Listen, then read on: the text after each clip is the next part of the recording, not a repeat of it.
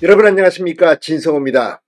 헌법재판소의 윤 대통령 탄핵 심판 심리가 계속될수록 사실관계는 더욱 오리무중으로 빠져들고 있습니다.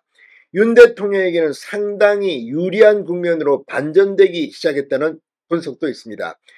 자, 계엄을 선포한 직후 언론들이 일제히 터뜨린 보도들, 무슨 사령관이 무슨 발언을 했다, 윤 대통령이 어떻게 했다.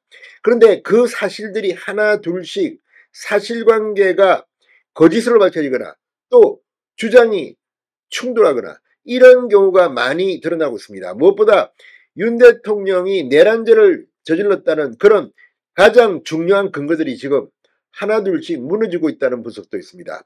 오늘 헌법재판소에서 열린 윤 대통령 탄핵 심판 심리는 그런 점에서 민주당, 특히 이 문영배 헌법재판소장 권한대행 등 이 저쪽 진영 성향의 사람들에게는 상당히 충격을 준 것 같습니다. 이 수도 방위사령관에 이어서 이번에는 방첩사령관이 나왔습니다. 여인영 전 방첩사령관이 증언을 했습니다. 그런데 상당히 반대 정황이 있다는 점을 강조했습니다. 그리고 구체적인 정치인 체포 명단에 대해서는 말할 수 없다고 했습니다.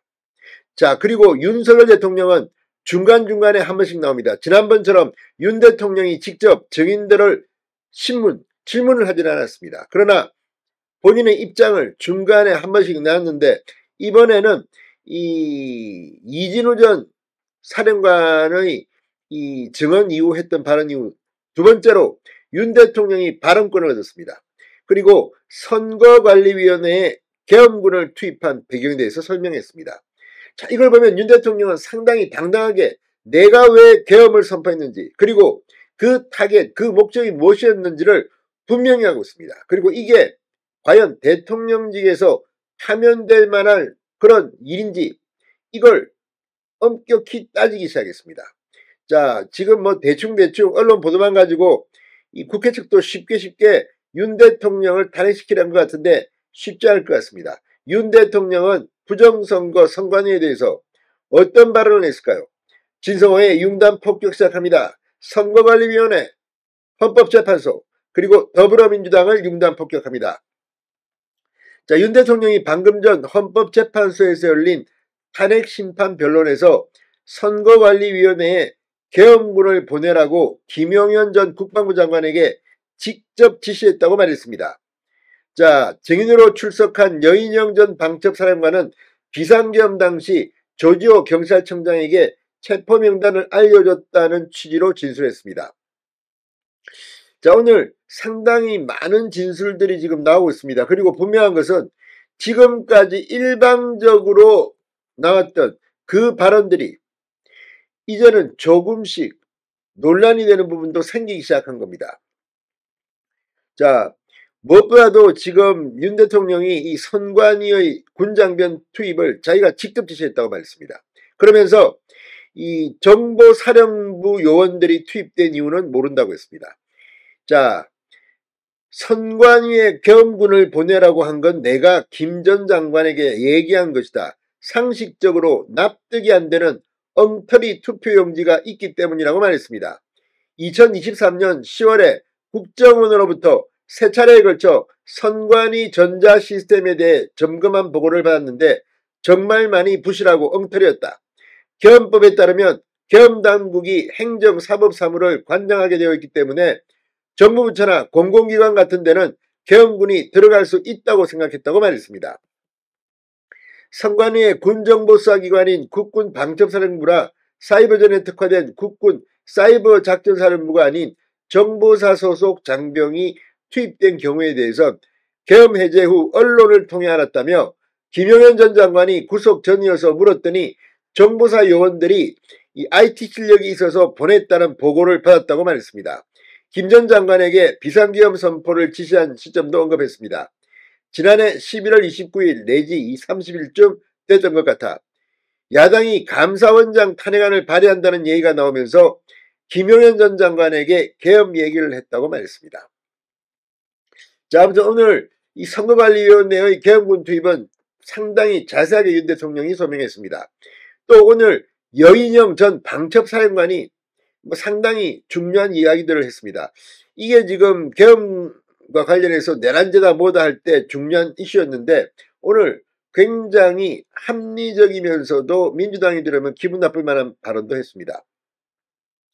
계엄이 선포된 지난 12월 3일 오후 10시 30분 40분쯤 조 청장과 통화했느냐고 묻자 조 청장에게 통화로 특정에 대한 위치 파악을 요청했고 합동수사본부를 구성해야 하니 경찰 인력을 보내달라고 했다. 위치 파악에 대해선 조 청장과 기억이 달라 형사재판에서 따져봐야 할 것 같다고 덧붙였습니다. 홍장원 전 국가정보원 1차장과 체포명단을 공유했는지 묻는 질문에는 계엄 당시 홍 전 차장으로부터 먼저 전화가 왔지만 통화 내용은 기억이 안 난다. 홍 전 차장과는 형사재판에서 따질 부분이 많다. 이후에도 홍 전 차장과 관련된 질문에 대해서는 말하고 싶지 않다면서 선을 그어버렸습니다.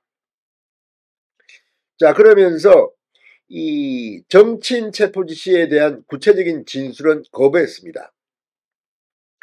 이 김 전 장관으로부터 지시를 받고 부하들에게 전파한 사실이 있지만 자세한 지시 내용을 언급하기는 어렵다. 형사재판에 관한 사항이나 진술할 수 없다고 말했습니다.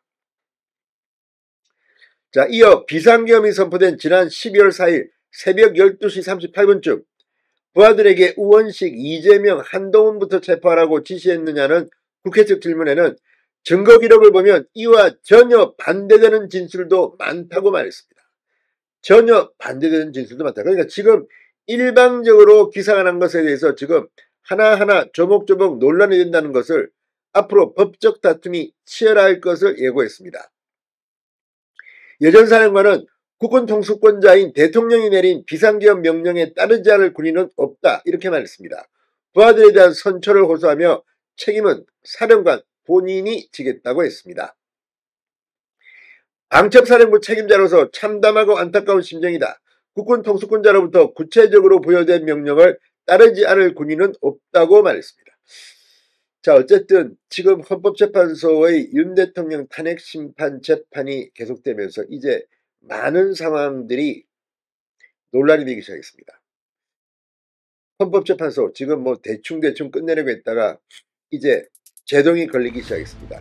윤 대통령 측은 더 많은 정인, 더 많은 정보로 신중한 심리가 이루어지도록 해야 할 것 같습니다. 진성호의 융단 폭격이었습니다. 여러분 감사합니다.